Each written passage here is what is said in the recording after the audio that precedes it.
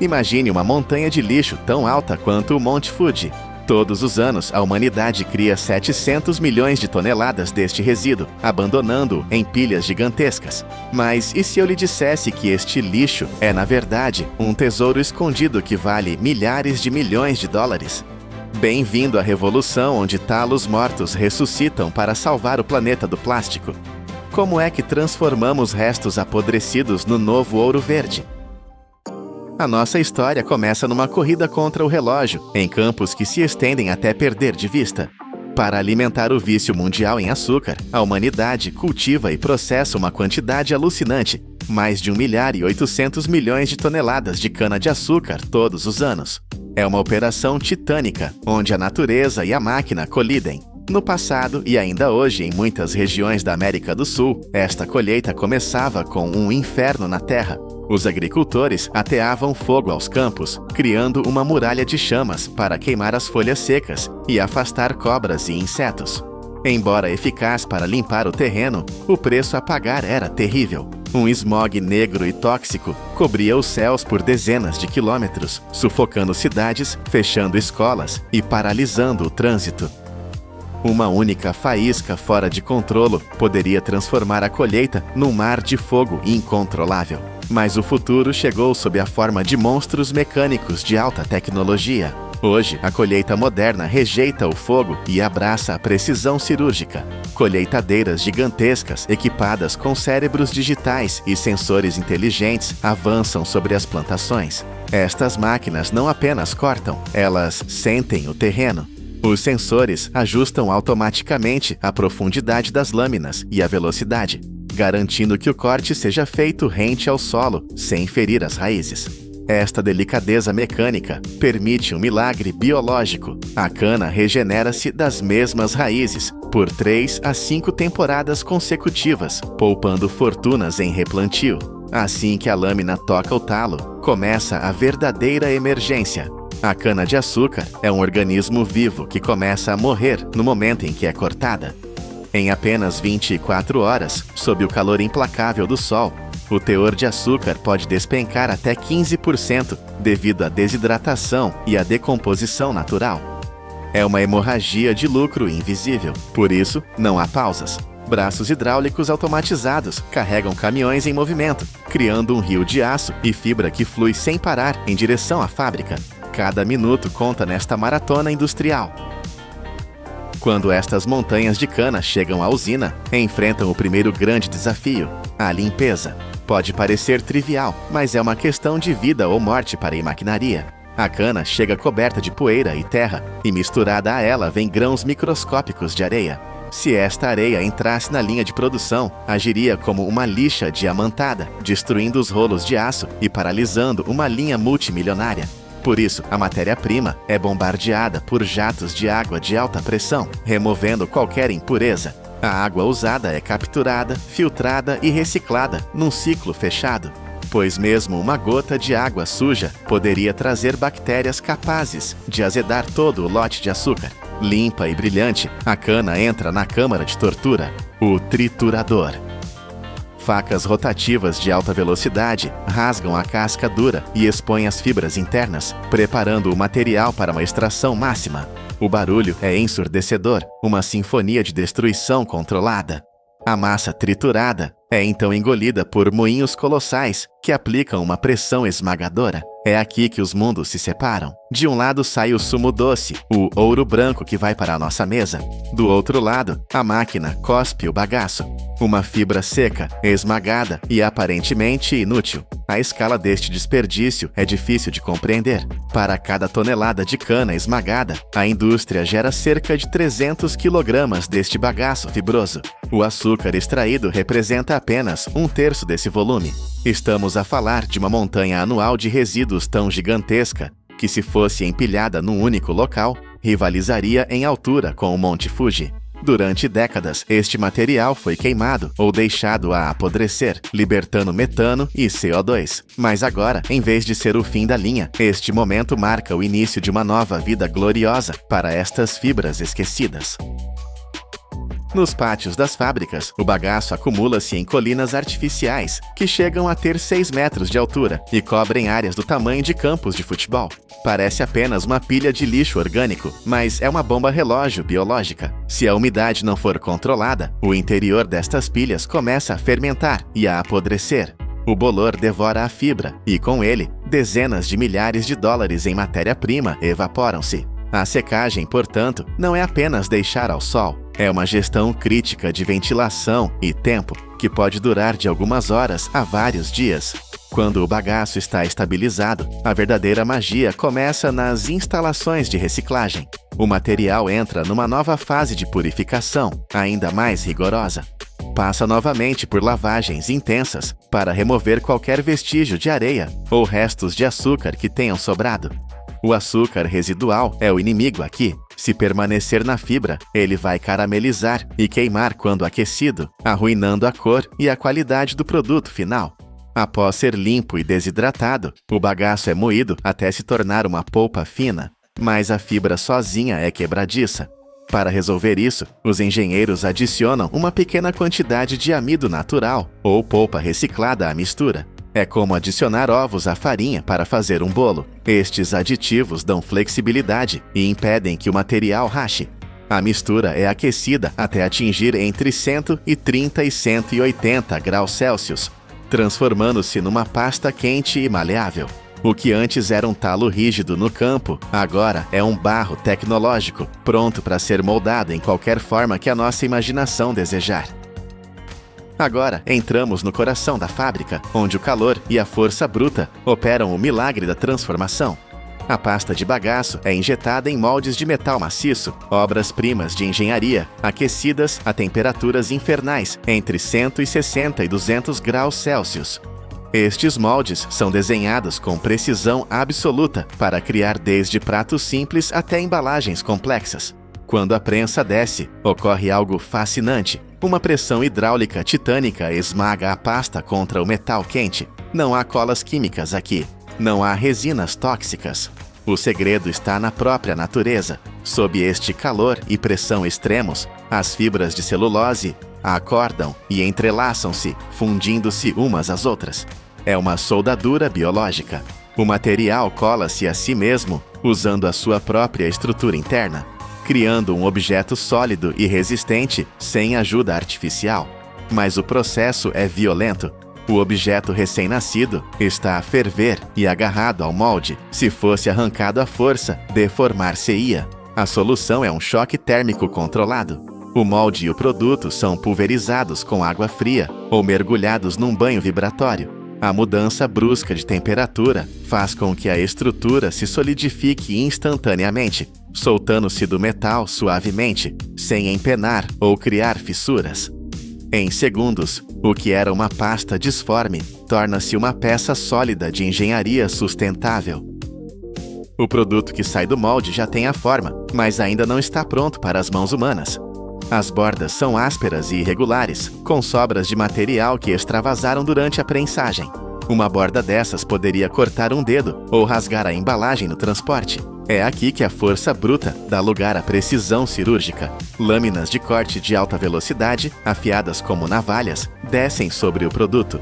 Elas são calibradas especificamente para cada design, removendo o excesso num único golpe limpo e perfeito. Em fábricas de ponta, este trabalho é feito por exércitos de robôs, equipados com câmaras e sensores ópticos. Estes braços mecânicos examinam cada milímetro da borda do produto. Eles detetam falhas invisíveis ao olho humano e ajustam o ângulo e a força do corte em tempo real. A consistência que estes robôs atingem é sobre-humana. Eles garantem que o milésimo prato produzido no dia seja idêntico ao primeiro. Sem esta etapa, todo o esforço anterior seria em vão, pois a segurança e a sensação tátil são o que define um produto de qualidade.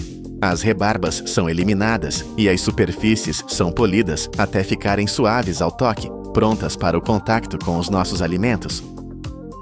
Mas um prato feito de fibra vegetal tem um inimigo natural, a água. Se você colocasse sopa quente num prato de papel comum, ele desfar-se-ia numa papa em minutos. Como é que o bagaço vence esta batalha? A resposta está num escudo invisível. Na etapa final, cada item recebe um revestimento ultrafino feito de ceras vegetais ou polímeros naturais. Este bioescudo é impermeável. Ele permite que o prato suporte óleo a ferver, líquidos quentes e molhos gordurosos sem absorver uma única gota, sem amolecer e sem perder a sua forma. É uma resistência que rivaliza com o plástico, mas vinda inteiramente da terra. E aqui chegamos à verdade sobre o ouro verde. A grande promessa destes produtos é que eles podem desaparecer. Em teoria, um recipiente de bagaço biodegrada-se completamente em apenas 60 a 90 dias. Compare isso com o plástico, que permanece no nosso planeta como um fantasma tóxico por 500 ou até 1000 anos. É uma diferença brutal, mas atenção! Esta magia de 60 dias acontece em condições ideais de compostagem industrial, onde o calor e os micróbios trabalham a todo vapor. Se atirarmos este prato para um aterro sanitário comum, sem ar e sem luz, ele também levará anos a desaparecer. A tecnologia dá-nos a ferramenta, mas o uso correto depende de nós. Começamos esta jornada com uma imagem assustadora, uma montanha de lixo orgânico da altura do Monte Fuji. 700 milhões de toneladas de resíduos esquecidos. Hoje, essa montanha está a ser desmantelada, não pelo fogo, mas pela inovação.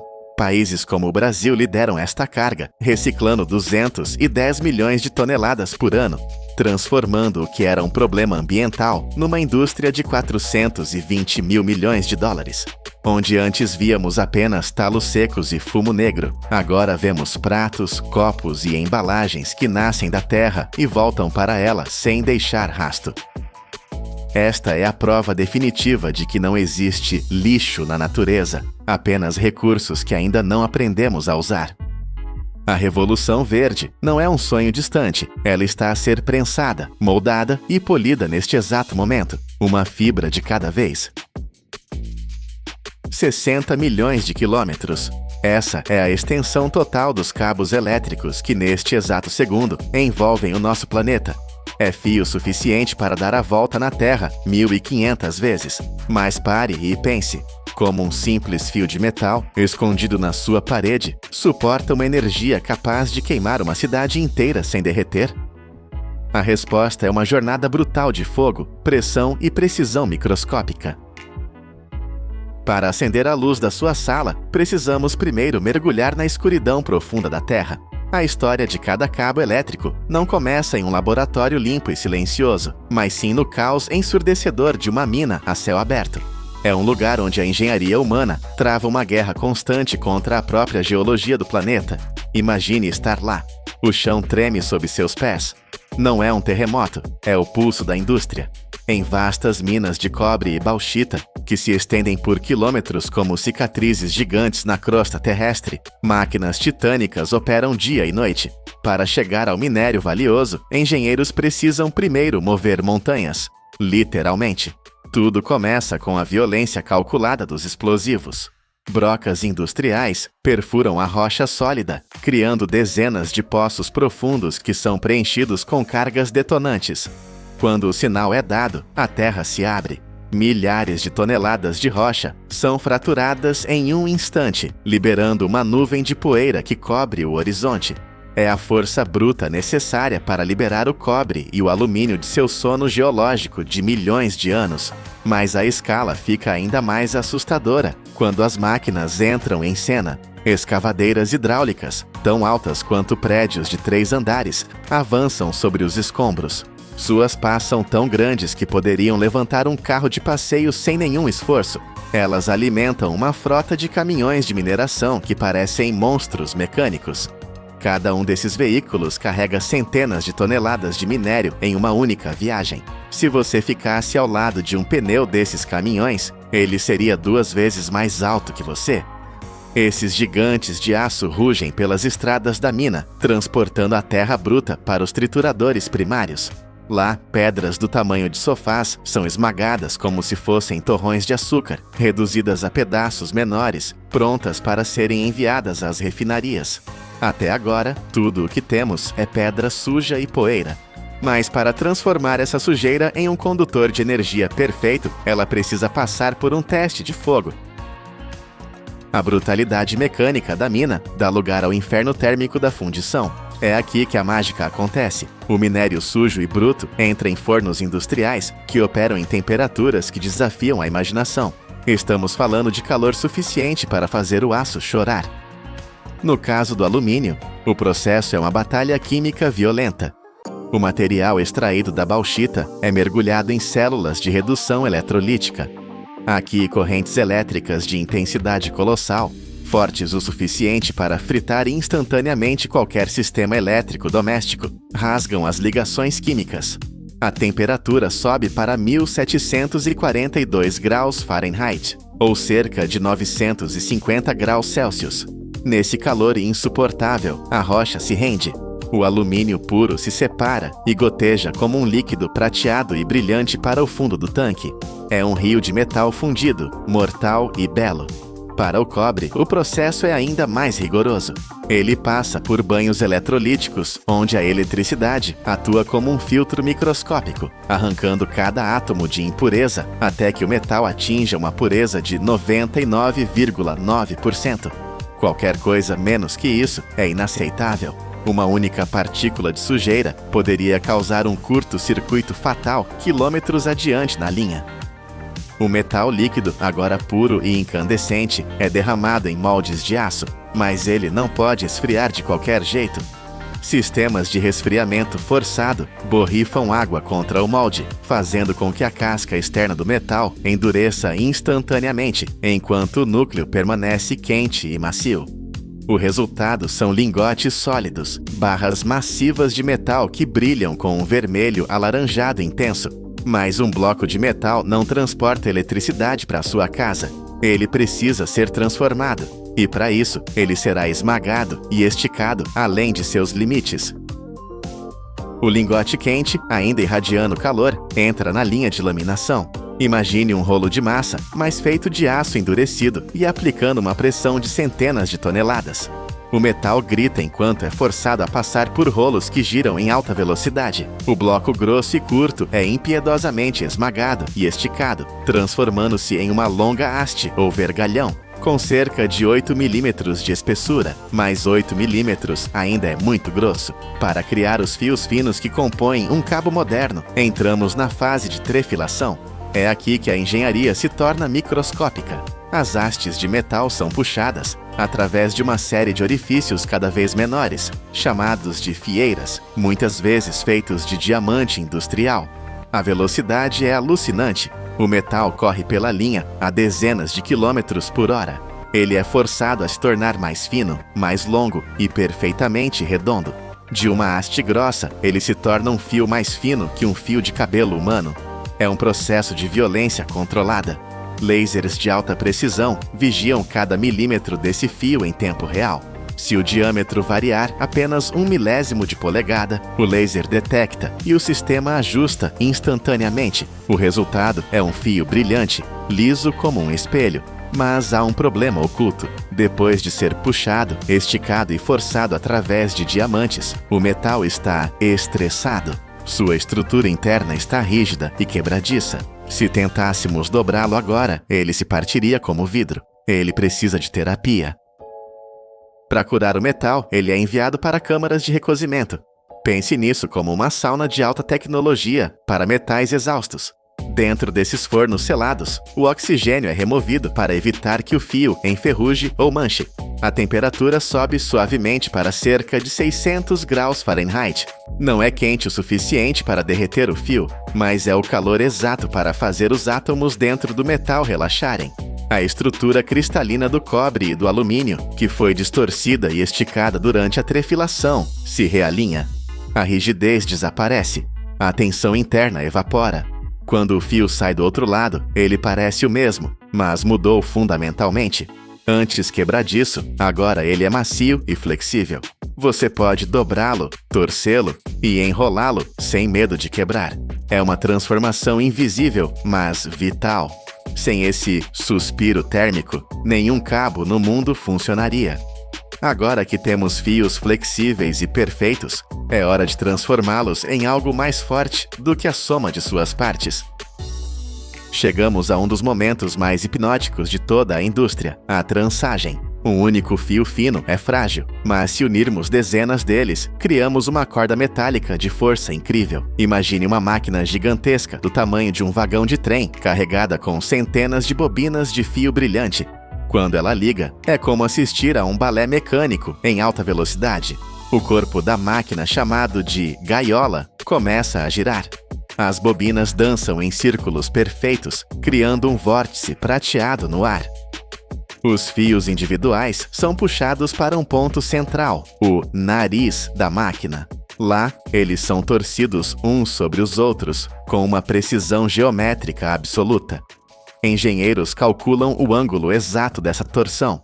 Se for muito apertada, o cabo fica rígido demais e gasta metal precioso. Se for muito solta, o cabo se desfaz quando você tenta instalá-lo.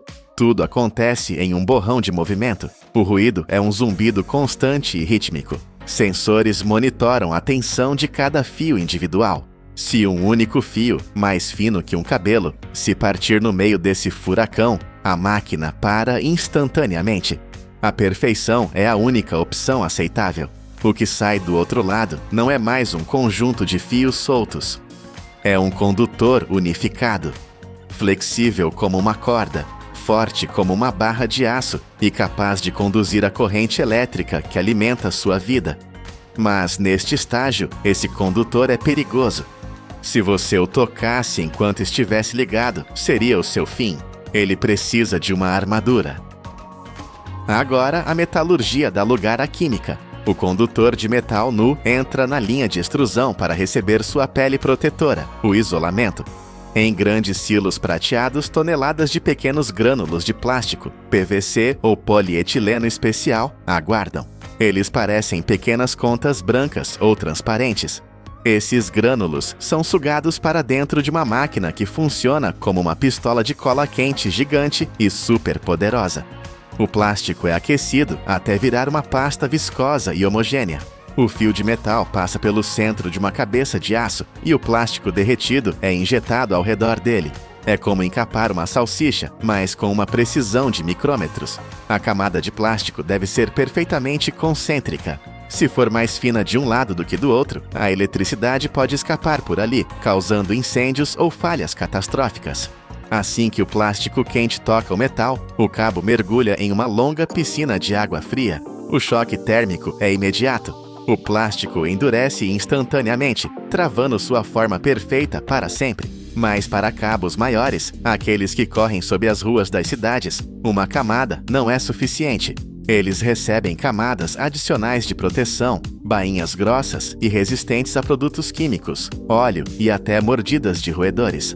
Alguns cabos submarinos recebem armaduras de aço para sobreviverem à pressão esmagadora do fundo do oceano. O resultado final é um produto que parece indestrutível, mas será que é mesmo? A fábrica não vai apenas confiar na sorte, ela vai tentar destruí-lo. Antes que um único metro de cabo possa sair da fábrica, ele deve sobreviver à câmara de tortura do controle de qualidade. As apostas aqui são altíssimas. Uma falha neste cabo não significa apenas uma luz apagada. Pode significar um hospital sem energia ou um incêndio em um arranha-céu. Primeiro vem o teste elétrico. Uma voltagem muito superior à que o cabo enfrentará na vida real é disparada através dele.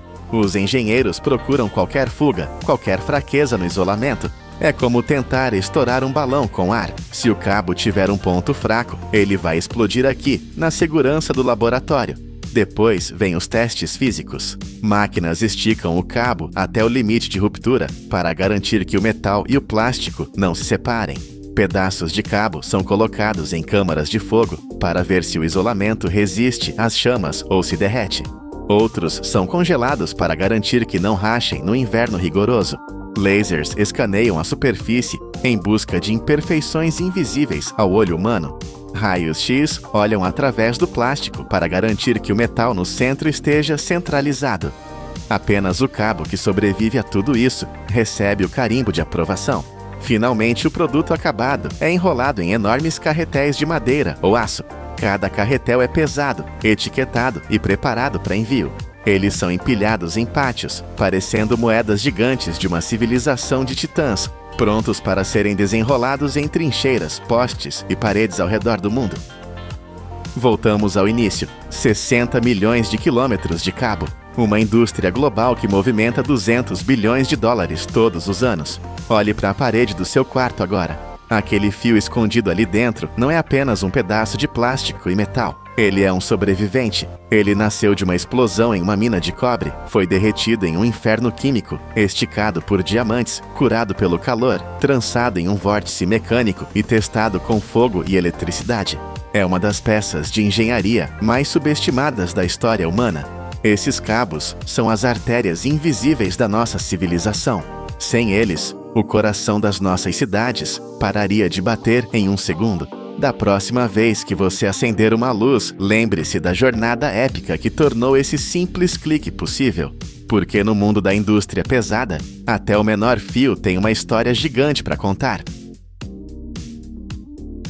No Mar Báltico, uma armada de 70 navios tomou conta do horizonte. Eles não estão em guerra, mas estão a rasgar o fundo do mar para enterrar 10 bilhões de euros. A missão? Construir a maior ligação submersa do mundo entre a Alemanha e a Dinamarca. Mas isto não é apenas um túnel, é uma operação insana, onde engenheiros precisam afundar blocos de concreto mais pesados que um navio de cruzeiro, com uma precisão de milímetros, na escuridão total do oceano. Bem-vindos ao projeto de infraestrutura mais extremo da Europa. Para entender a loucura necessária para realizar esta obra, precisamos olhar para o mapa. De um lado temos a ilha alemã de Fehmarn, do outro, Lolland, a quarta maior ilha da Dinamarca. Entre elas existe apenas uma faixa de água traiçoeira. Hoje, a única forma de atravessar é de ferry. Pode parecer uma viagem tranquila, mas na realidade é um gargalo logístico. Você espera o barco chegar, embarca e depois perde 45 minutos na travessia. E isso é num dia bom. Quando as tempestades do Báltico atingem a região, os ferries param e o transporte de mercadorias entre a Escandinávia e a Europa Central congela por horas. A solução óbvia, aquela que engenheiros e governantes debateram desde os anos 90, era construir uma ponte, e não seria uma ponte qualquer. O plano original desenhava um monstro de aço e concreto, uma ponte estaiada de 12 milhas.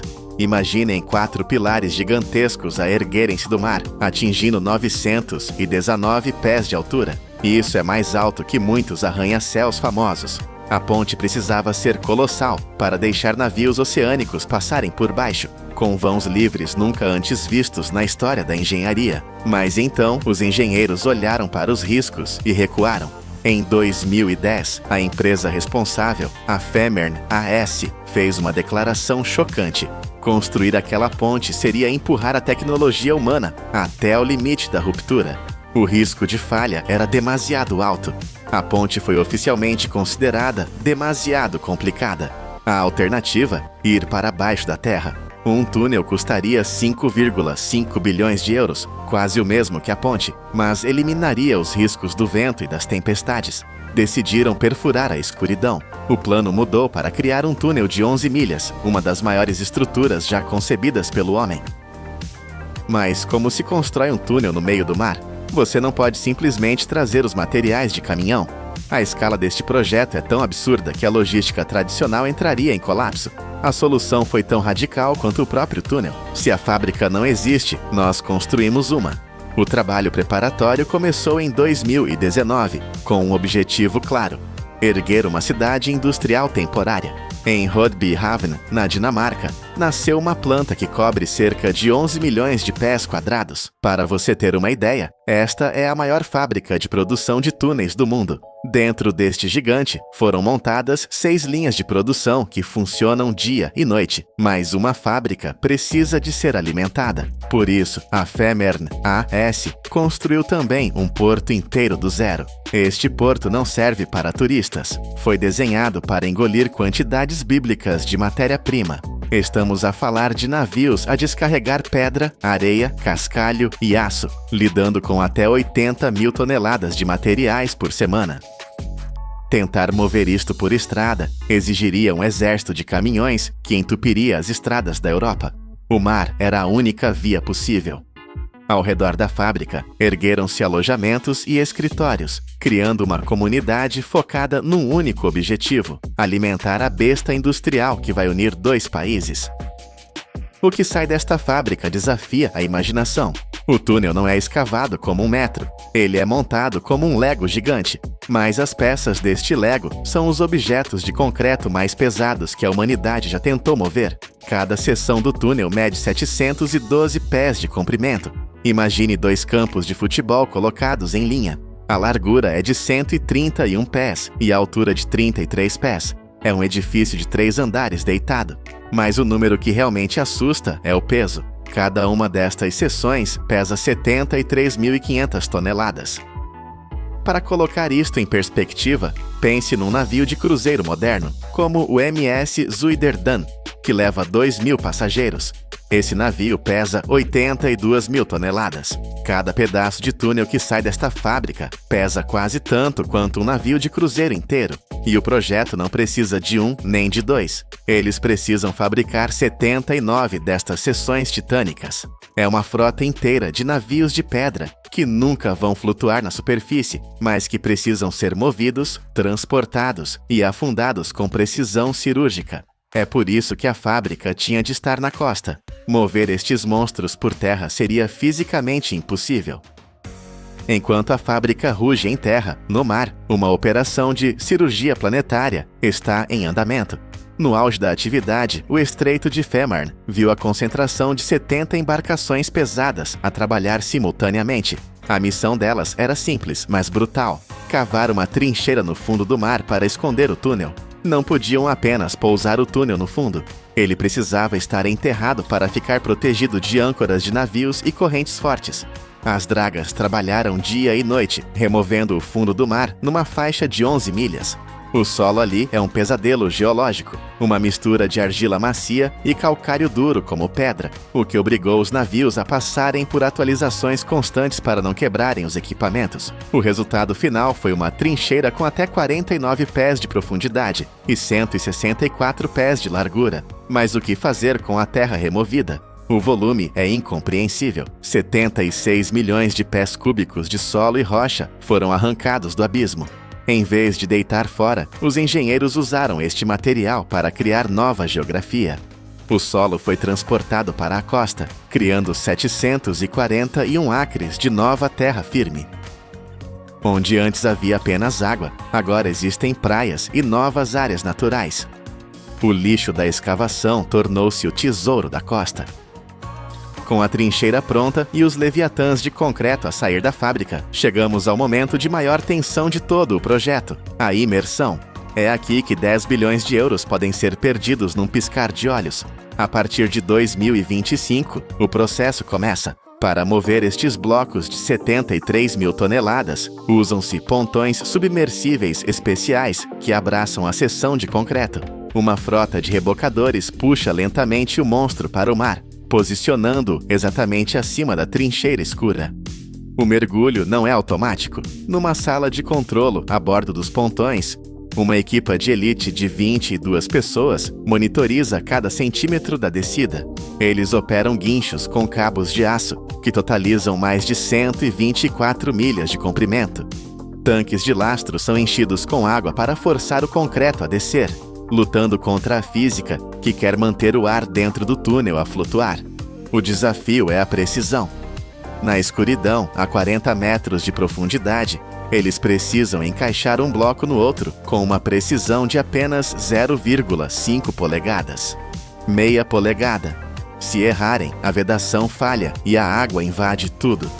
Câmaras subaquáticas e sonares guiam o processo. Quando as peças se tocam, juntas de borrachas gigantes selaram a união. Estas borrachas foram desenhadas para durar 120 anos sob a pressão esmagadora do mar. Todo este processo, transportar e instalar uma única seção, é uma maratona de 40 horas ininterruptas de tensão absoluta. Depois, o túnel é coberto com areia e pedra, desaparecendo para sempre da vista humana. Mas uma obra desta magnitude não acontece sem deixar cicatrizes. O projeto enfrentou a fúria da natureza e dos ambientalistas. O fundo do mar não era um deserto, estava cheio de vida. Recifes antigos estavam no caminho das dragas. Inicialmente, o projeto dizia que os recifes estariam seguros, mas em 2020 a verdade veio à tona. Habitats vitais seriam destruídos. O tribunal chegou a parar a obra temporariamente, mas a máquina do progresso não pode ser travada por muito tempo. As restrições foram levantadas, condenando 23 acres de recifes. Como compensação, a Fehmarn AS prometeu construir 105 acres de novos recifes artificiais, numa tentativa de pagar a sua dívida para com o oceano. E não é apenas a natureza que sofre, há também o medo humano. O sistema de ferries, que hoje faz 315 viagens por semana, é o sustento de muitas famílias. Quando o túnel abrir, os ferries e os empregos que eles sustentam podem desaparecer. Além disso, há um problema que ninguém previu no início: a velha ponte de Fehmarn Sound. Construída em 1958, em plena Guerra Fria, esta ponte é uma relíquia. Ela até tem câmaras secretas nos pilares para explosivos, desenhadas para explodir a ponte em caso de invasão inimiga. O problema? Esta ponte velha é a porta de entrada para a Alemanha e ela está a cair aos pedaços. Testes de carga mostraram que ela jamais aguentaria o tráfego pesado que o novo túnel gigante vai trazer. Seria um funil desastroso. A solução foi adicionar mais dinheiro à conta e construir um irmão mais novo. Um segundo túnel, menor, com cerca de 1,5 km de comprimento, será construído para substituir a velha ponte. Ele usará a mesma fábrica e a mesma tecnologia do gigante, custando mais 714 milhões de euros. É uma obra dentro da obra. Depois de décadas de planeamento, adiamentos e datas de conclusão, que saltaram de 2021 para 2029, o fim está finalmente à vista. Por que fazer tudo isto? Por que gastar 10 bilhões de euros e mover montanhas de terra? A resposta é simples: velocidade e conexão.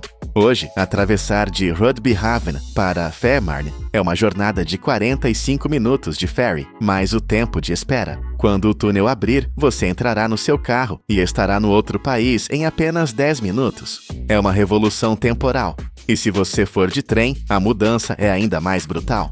Os novos trens de alta velocidade vão disparar pelo túnel a 124 milhas por hora. A travessia do estreito levará apenas 7 minutos. 7 minutos para cruzar o mar. O impacto geográfico é imenso. A viagem entre Copenhaga e Hamburgo, as duas maiores metrópoles da região, hoje leva quase 5 horas. Com o túnel, esse tempo cai para 2 horas e meia. De repente, a Dinamarca e a Alemanha deixam de ser vizinhos distantes para se tornarem uma única zona econômica integrada. Este projeto é a prova final da ambição humana. Recusamo-nos a aceitar a geografia como destino. Construímos fábricas titânicas, criamos novas terras e mergulhamos navios de concreto no abismo, tudo para ganhar 2 horas. No mundo moderno, o tempo é o recurso mais valioso de todos, e a Europa acabou de gastar 10 bilhões para comprar um pouco mais dele. O túnel de Fehmarn Belt não é apenas uma estrada sob a água, é um monumento à nossa recusa em parar. No século XIX, apenas 24 coelhos foram libertados na natureza da Austrália, e em pouco tempo, quase destruíram um continente inteiro. Exatamente 100 anos depois, a China pegou 1.200.000 destes mesmos animais e fez o impensável. Usou-os para salvar o planeta. Como é que uma praga biológica se tornou a chave secreta para uma máquina de dinheiro de 10 mil milhões de dólares? E o que é que tudo isto tem a ver com um cavalo gigante feito de vidro e silício, visível do espaço? Bem-vindos ao poder da indústria. Hoje vamos ver como a engenharia transformou o caos em ordem. Para entender a magnitude desta operação, precisamos primeiro olhar para o mapa do nosso mundo. 41% da superfície do nosso planeta já é deserto. Pense nisso por um segundo. Quase metade da Terra é terra morta. E outros 40% estão em perigo iminente de serem engolidos pela areia. Enquanto a humanidade luta para salvar as últimas florestas, a China enfrentou uma crise silenciosa, mas brutal. 27,4% de todo o território chinês foi afetado pela desertificação. Isso é uma área colossal, equivalente a quase 4 vezes o tamanho do estado do Texas, nos Estados Unidos. O epicentro deste desastre é o deserto de Kubuki. Este não é um lugar comum. É um inferno geológico, onde a natureza parece ter declarado guerra à vida. No inverno, o frio é tão intenso que o termômetro cai para menos 20 graus Celsius. O vento uiva como uma turbina, carregando areia que corta como facas. No verão, o cenário inverte-se, e o calor torna-se tão abrasador que queima o solo. Antigamente, dizem os registros, esta era uma terra rica, com aldeias, rios e pastagens verdes. Mas o equilíbrio quebrou-se, o vento ficou mais forte, a relva desapareceu e a areia começou a mover-se. Imagine viver num lugar onde a terra debaixo dos seus pés tenta engolir a sua casa. Foi isso que aconteceu aqui. O deserto de Kubuki expandiu-se mais de 40 quilômetros para leste em apenas algumas décadas. Dunas gigantescas com 60 metros de altura, a altura de um prédio de 20 andares, avançaram sobre as quintas e as estradas, enterrando tudo. A cada ano, 20 milhões de toneladas de comida eram perdidas para este mar de areia. Era uma catástrofe em câmara lenta. O governo tentou de tudo. Perfuraram poços fundos, proibiram o gado de pastar, plantaram barreiras. Mas o deserto continuava a vencer, ameaçando a vida de 400 milhões de pessoas no norte da China. Parecia o fim. Até que um homem decidiu fazer uma aposta que todos chamaram de loucura. No meio deste caos de poeira, havia um professor chamado Wang Wenbiao. Ele não era um bilionário, nem um cientista famoso. Era um homem simples que todos os dias pedalava quase 10 quilômetros pela areia para chegar à sua sala de aula. Havia dias em que o vento era tão forte que a bicicleta ficava enterrada até meio e a areia enchia os seus pulmões. A maioria das pessoas teria desistido e fugido, mas Wang fez uma promessa diferente. Ele disse: "Se não posso escapar ao deserto, vou fazer com que ele me pague renda." Em 1988, com as suas poupanças e dinheiro emprestado, ele começou o impossível: transformar areia morta em solo vivo. A sua arma escolhida não foi uma máquina complexa, mas uma árvore, o salgueiro. Mas não um salgueiro qualquer. Estas árvores são maravilhas da engenharia natural. As suas raízes não crescem apenas para os lados. Elas mergulham como brocas industriais, descendo mais de 90 metros para encontrar água subterrânea. Elas funcionam como âncoras vivas, segurando a duna no lugar. Mas como é que se planta uma árvore num lugar onde a areia se move como água? A logística era um pesadelo. Primeiro, os trabalhadores tiveram de mapear o terreno para encontrar onde a umidade estava escondida. Depois, usaram jatos de água para criar buracos profundos na areia em segundos, inserindo as mudas jovens diretamente na terra úmida. Para evitar que o vento arrancasse as árvores recém-plantadas, construíram milhares de quilômetros de cercas feitas de malha e canas, criando barreiras físicas contra a tempestade. Foi um trabalho titânico. Ao longo de 30 anos, Wang e a sua equipa plantaram mais de 200 milhões de árvores. Eles criaram uma muralha verde que reduziu a velocidade do vento em 90%, mas as árvores por si sós não eram suficientes. A areia continuava a ser areia. Faltava algo para transformar aquele pó estéril em terra fértil. Foi aqui que Wang Wenbiao introduziu a peça mais estranha e genial deste puzzle industrial. Ele percebeu que precisava de um motor biológico para acelerar a recuperação do solo. A resposta estava nos coelhos, mas não qualquer coelho. Ele trouxe para o deserto 1.200.000 coelhos da raça Rex. Estes animais são conhecidos como o ouro branco da indústria. O pelo deles é incrivelmente macio, como veludo, e cada pele pode ser vendida por $30. Isso criou o financiamento necessário para manter o projeto vivo. Mas o verdadeiro valor industrial do coelho Rex não estava na sua pele, estava no seu estômago. Uma fêmea desta espécie é uma máquina de reprodução, capaz de gerar 200 a 300 filhotes por ano. Eles aguentam o frio extremo do deserto e bebem pouca água. O plano era um ciclo fechado perfeito. As árvores de salgueiro forneciam sombra e proteção. Os coelhos viviam nessas quintas ecológicas e comiam as folhas dos salgueiros. E aqui acontece a magia química, o estrume dos coelhos. O deserto não tem nutrientes, é vazio, mas o estrume do coelho é rico em nitrogênio, fósforo e potássio, exatamente o que a terra precisa para acordar.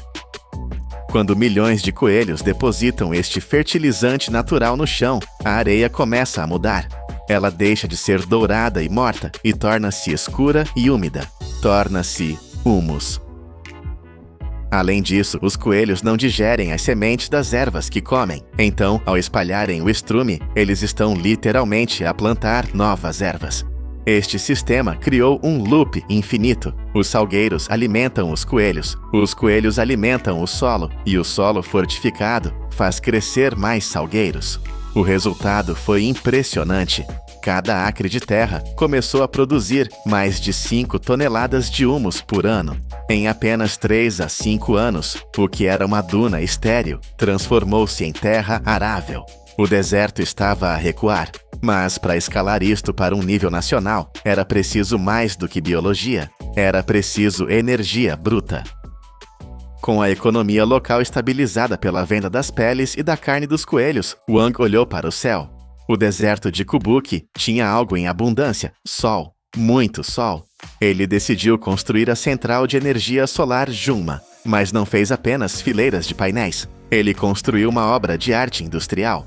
Usando 196 mil painéis solares, os engenheiros desenharam a forma de um cavalo gigante a galope, tão grande que entrou para o livro de recordes do Guinness. Esta estrutura titânica gera cerca de 1,5 bilhões de kWh de eletricidade por ano. E isso é energia suficiente para iluminar as casas de 200 mil pessoas. Mas a genialidade não está apenas na eletricidade. Está no que acontece debaixo dos painéis.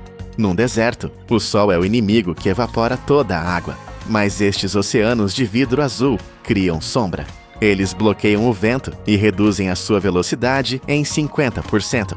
Debaixo desta sombra tecnológica, a temperatura cai e a evaporação diminui.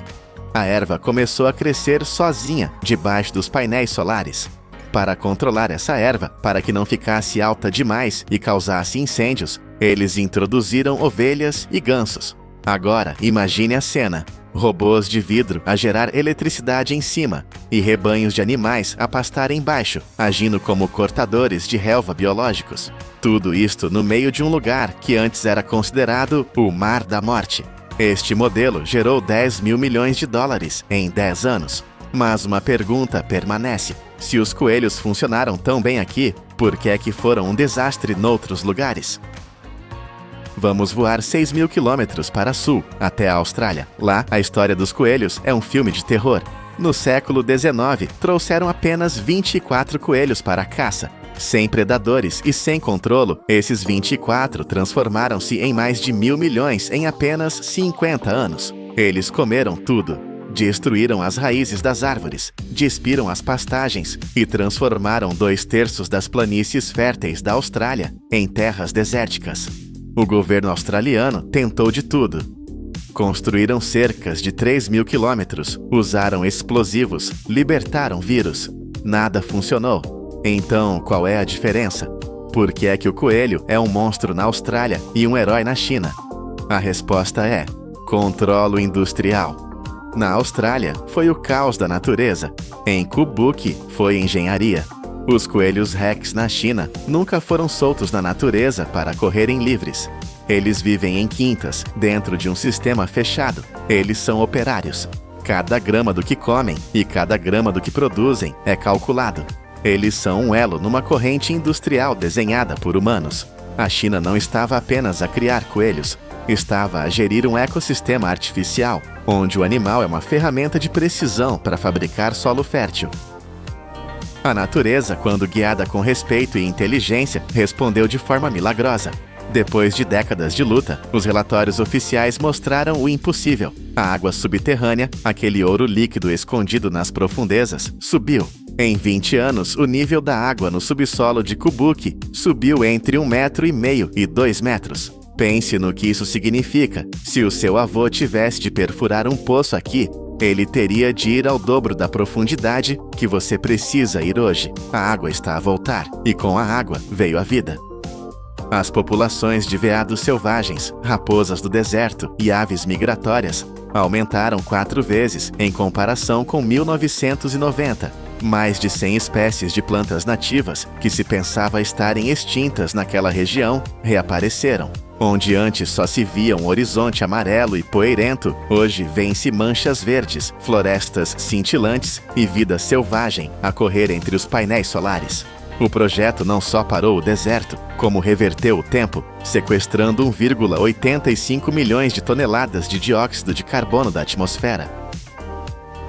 Começamos esta jornada com uma estatística assustadora: o nosso planeta a transformar-se em pó. Mas a história de Kubuki ensina-nos uma lição poderosa. Um professor, armado com salgueiros, painéis de vidro e 1 milhão de coelhos, provou que não existem terras mortas, apenas gestão errada. O que era uma ameaça fatal tornou-se uma indústria verde de bilhões. Eles transformaram a praga em lucro e o sol implacável em energia para o futuro.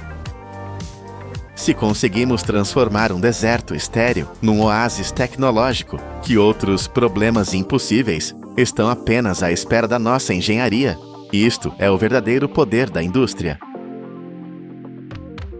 A Austrália gera 90 bilhões de dólares alimentando o mundo, mas enfrenta um colapso invisível. O seu solo está a transformar-se em pó vermelho. A cada ano, 4 milhões de hectares de terra fértil morrem, levados pelo vento. Quando a tecnologia moderna falhou, a salvação veio de onde ninguém esperava, de montanhas de lixo a apodrecer nas quintas. Como é que a lã suja, considerada um fardo inútil, se tornou o único escudo capaz de impedir que um continente inteiro se transforme num deserto absoluto? Bem-vindos ao vasto continente australiano. Imaginem uma terra que se estende por mais de 427 milhões de hectares. É uma escala difícil de conceber. Durante gerações, este foi o celeiro do Hemisfério Sul, uma máquina agrícola colossal que nunca parava. Mas se olharem para além do horizonte verde, verão as cicatrizes de uma guerra silenciosa. A Terra está a perder a batalha. A Austrália enfrenta um paradoxo brutal. É uma superpotência agrícola que está, literalmente, a perder o chão debaixo dos pés. Décadas de agricultura intensiva extraíram um preço terrível. O solo, que levou milênios a formar-se, perdeu mais de 60% da sua matéria orgânica. Em regiões críticas como Nova Gales do Sul, a vitalidade da terra caiu drasticamente em apenas 14 anos. O carbono orgânico, o combustível que mantém a terra viva, desapareceu. Sem ele, o solo perde a sua cola natural. Deixa de ser uma esponja rica e torna-se poeira solta e estéril. E quando a seca chega, o cenário torna-se apocalíptico. O vento não transporta apenas areia, ele arranca o futuro da nação. Em algumas áreas, tempestades de poeira removem até 1,8 toneladas de solo por hectare, todos os anos.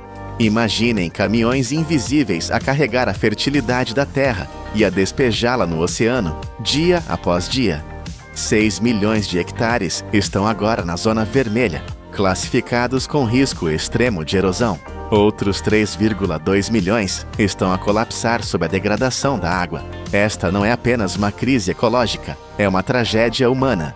Em Queensland, famílias que cultivaram a mesma terra por gerações estão a abandonar as suas casas. O solo rachou, secou e morreu. Já não consegue segurar uma gota de água. A infraestrutura agrícola, que vale bilhões, treme sobre fundações que se desfazem em pó. O país precisava, desesperadamente, de um milagre para estancar esta hemorragia. Mas, ironicamente, enquanto a terra morria de fome, outra indústria nacional estava a afogar-se no seu próprio excesso. Afastem o olhar da terra seca e olhem para os celeiros. Aqui reside a segunda parte desta tempestade perfeita, a indústria da lã. Outrora, a Austrália era o reino da lã, onde a ovelha merino era sinônimo de ouro branco. As exportações ultrapassavam os 4 bilhões de dólares anuais. Mas o mercado global mudou, a procura caiu. Os preços da lã bruta colapsaram. O que antes era um símbolo de riqueza, tornou-se um pesadelo logístico. As previsões para 2024 mostram uma queda de produção de 12%. Fábricas fecharam, rotas de comércio pararam. Mas as ovelhas não pararam de produzir lã. O resultado é uma acumulação grotesca de resíduos. Todos os anos, cerca de 200 mil toneladas de lã de baixa qualidade acumulam-se nas quintas australianas. Esta não é a lã fina que vestimos, é lã suja, curta, cheia de detritos. É lixo. Para os agricultores, livrar-se disto é um custo insuportável. Eles não podem queimá-la facilmente e não podem enterrá-la em qualquer lugar. Então, ela fica lá. Pilhas gigantescas de material fibroso a apodrecer ao sol e à chuva. Se deixada sozinha, a lã é teimosa. Pode levar de 3 a 5 anos para se decompor naturalmente. Imaginem o cheiro, o peso, o desperdício.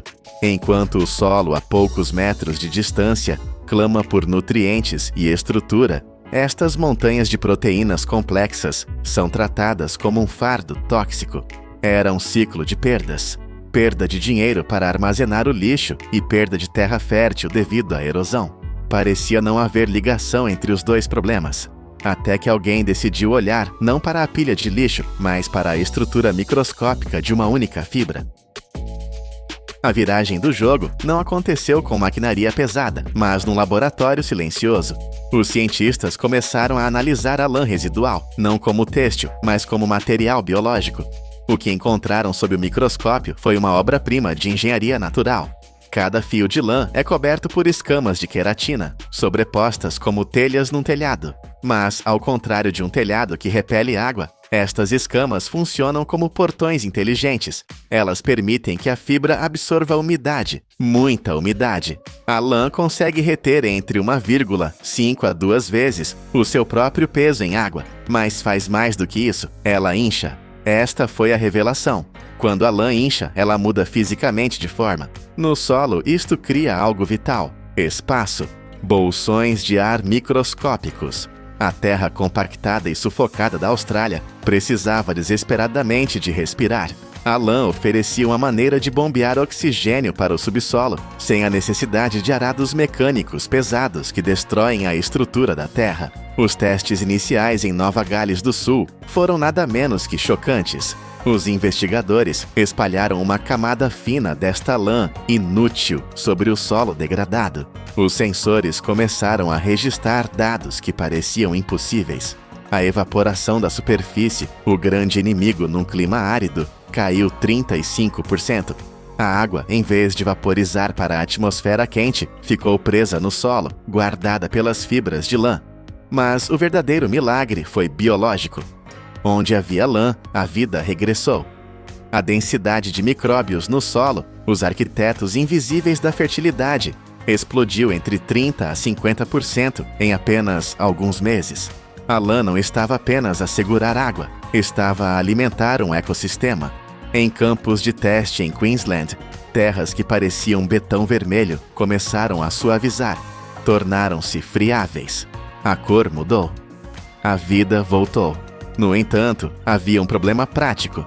Não se pode simplesmente atirar lã bruta para um campo e esperar resultados uniformes. Ela emaranha-se, voa com o vento e entope máquinas. Para escalar esta solução, a natureza precisava de ser domada pela indústria.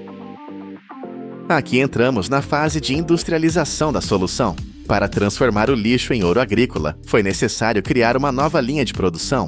A lã suja e emaranhada é recolhida e lançada em trituradores industriais poderosos. Lâminas de aço de alta resistência rasgam as fibras, reduzindo montanhas de resíduos a um pó grosso e uniforme.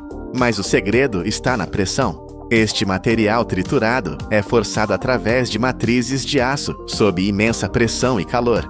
O resultado não é um tecido, mas um pellet, um grânulo duro, denso e seco. Nasceu o pellet de lã. Não se deixem enganar pelo tamanho pequeno. Cada um destes grânulos é uma bateria biológica de água. Quando enterrado no solo seco, ele fica dormente. Mas assim que a chuva cai ou a irrigação é ligada, o pellet desperta. Ele expande-se, absorvendo água avidamente, guardando-a no seu núcleo de queratina.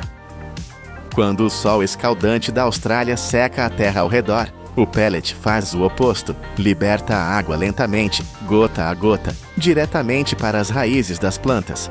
Isto muda tudo. A retenção de umidade no solo aumenta entre 25% a 40%. Para um agricultor, isto significa que pode regar menos vezes, poupando recursos preciosos.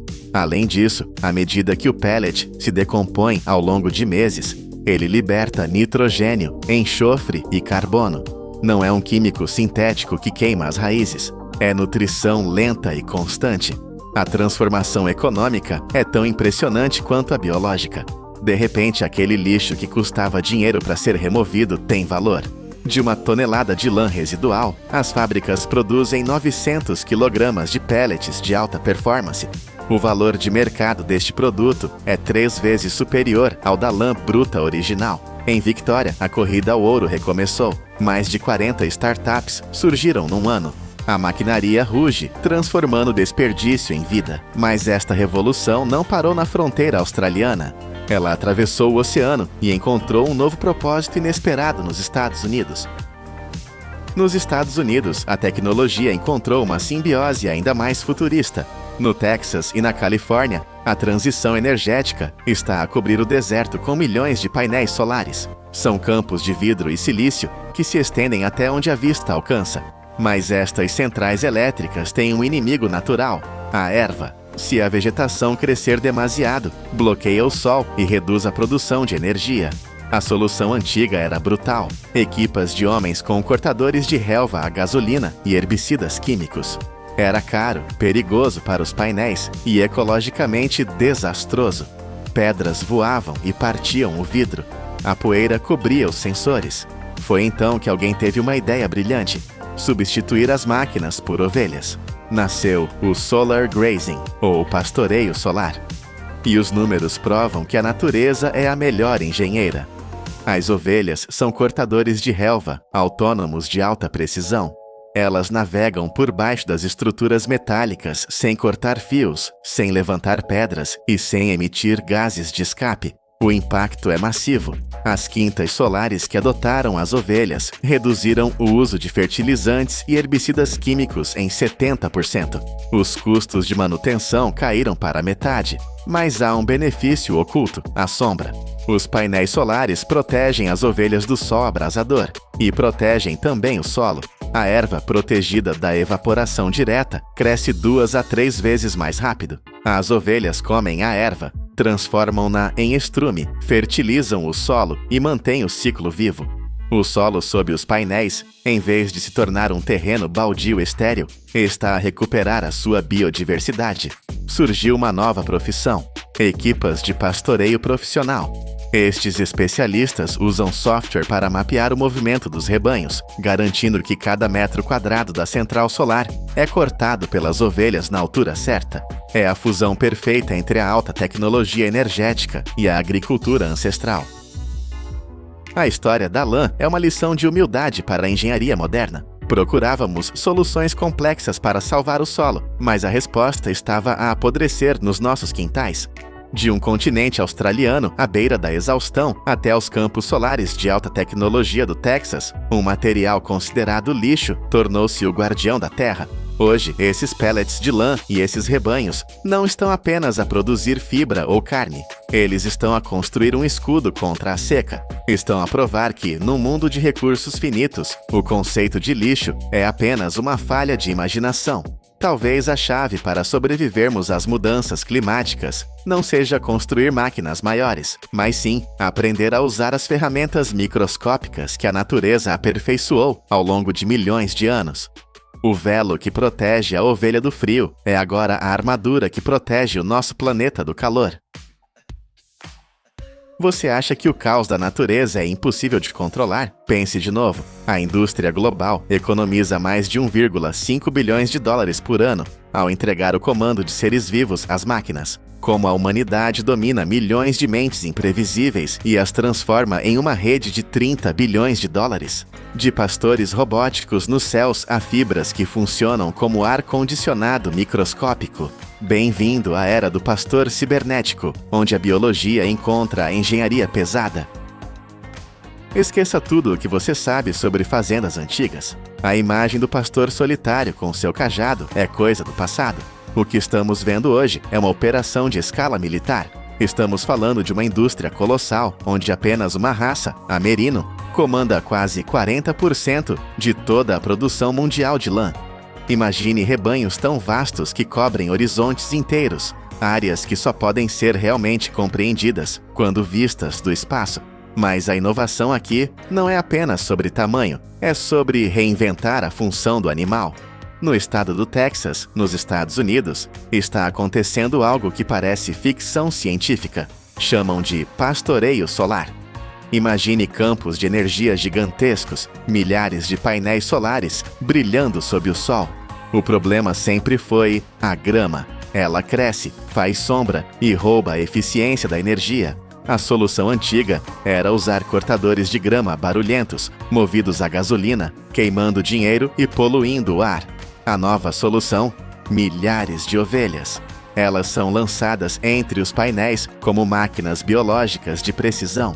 Elas cortam a vegetação sem tocar nos cabos, fertilizam o solo e transformam um problema em lucro. É um ecossistema duplo, onde a energia limpa alimenta a cidade e o pasto alimenta a indústria. E não pense que todas as ovelhas são iguais. A ciência dividiu essa espécie em mais de 1000 raças, cada uma projetada geneticamente para uma missão industrial específica.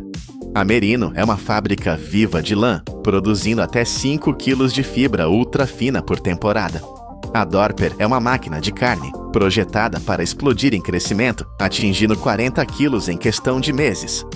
E a Suffolk é o tanque de guerra do rebanho, feita para resistir a tudo. Mas controlar essa biomassa viva, garantir que cada grama de energia se transforme em lucro, exige mais do que cercas. Exige um controle de combustível tão preciso quanto o de um foguete espacial. Entre nos galpões modernos e você não verá fazendeiros carregando baldes. O trabalho pesado, sujo e impreciso foi eliminado. Olhe para o teto.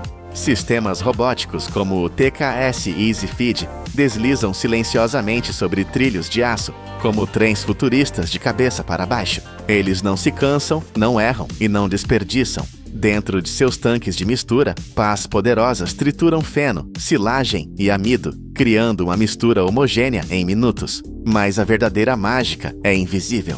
Um computador central atua como o cérebro da operação. Ele analisa o peso, a idade e a necessidade calórica de cada grupo de animais. Ele pode programar dezenas de dietas diferentes em um único dia. Quando o robô passa sobre o coxo, ele libera a comida com uma precisão de gramas, nem mais nem menos. A precisão chega a 95%. O resultado? Ovelhas que crescem mais rápido, desperdício zero de ração cara e uma economia de mão de obra que vale milhões. Além dos trilhos aéreos, existem alimentadores lineares que parecem metralhadoras de nutrientes. Eles disparam mais de 30 porções exatas por minuto para longas filas de animais. Sensores de peso garantem que cada grama de amido vá para o estômago do animal, não para o chão. É uma linha de montagem biológica, onde o combustível é injetado com perfeição matemática. Mas um motor bem alimentado precisa de manutenção constante. E com milhões de cabeças de gado, como você verifica a saúde de cada uma sem um exército de veterinários? A resposta é a velocidade digital. No passado, verificar a saúde de um rebanho gigante era uma luta física, lenta e estressante. Hoje é um fluxo de dados. Apresento a você o classificador automático, máquinas como a Racewell. O que um humano levaria minutos para fazer, esta máquina faz em menos de 3 segundos. É uma velocidade que o olho mal consegue acompanhar. Quando uma ovelha entra na câmara, ela deixa de ser um animal e vira um código. Sensores leem o chip RFID na orelha dela instantaneamente. O sistema puxa a ficha completa. Quem são os pais? Quanto ela pesava semana passada? Que vacinas tomou? Em um piscar de olhos, a balança digital mede o peso com uma precisão de 100 gramas. Um sistema pneumático de porta se abre e, com um sopro de ar comprimido, empurra o animal suavemente para o curral certo. Doente, para a esquerda. Pronta para o mercado, para a direita. Precisa de mais comida, segue em frente. Esta máquina também funciona como uma clínica de alta velocidade.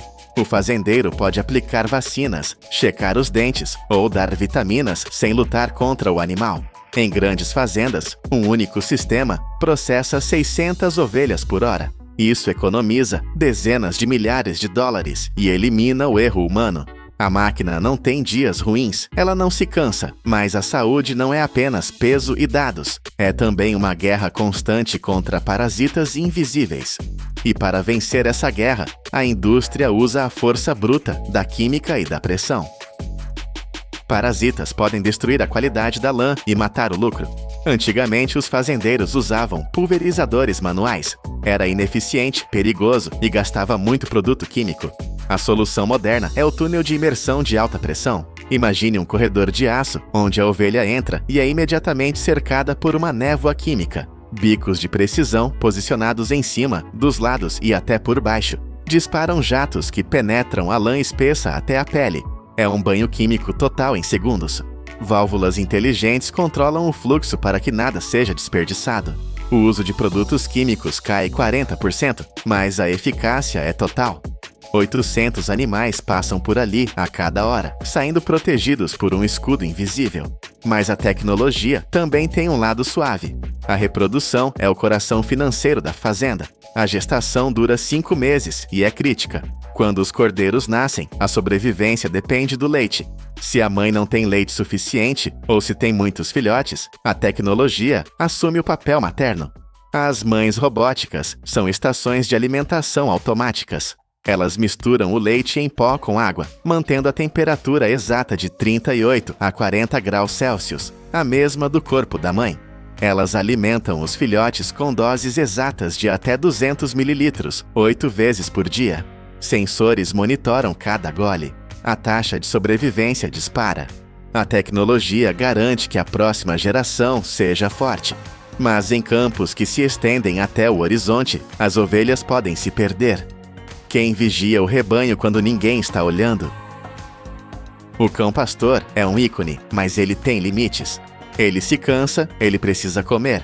O novo pastor não precisa de nada disso. Ele voa. Drones de pastoreio são os olhos no céu da era moderna. Com baterias que duram mais de 30 minutos e câmeras de alta resolução, eles varrem hectares de terra em segundos, o que levaria horas a cavalo. O drone faz enquanto o operador toma café. Eles não apenas olham, eles agem. Quando o drone detecta uma ovelha desgarrada, ele não a assusta. Ele usa sons direcionais, frequências específicas que guiam o animal de volta ao grupo, sem pânico. É o controle remoto da natureza. Então chega o momento da colheita. O sol aquece e a lã precisa sair.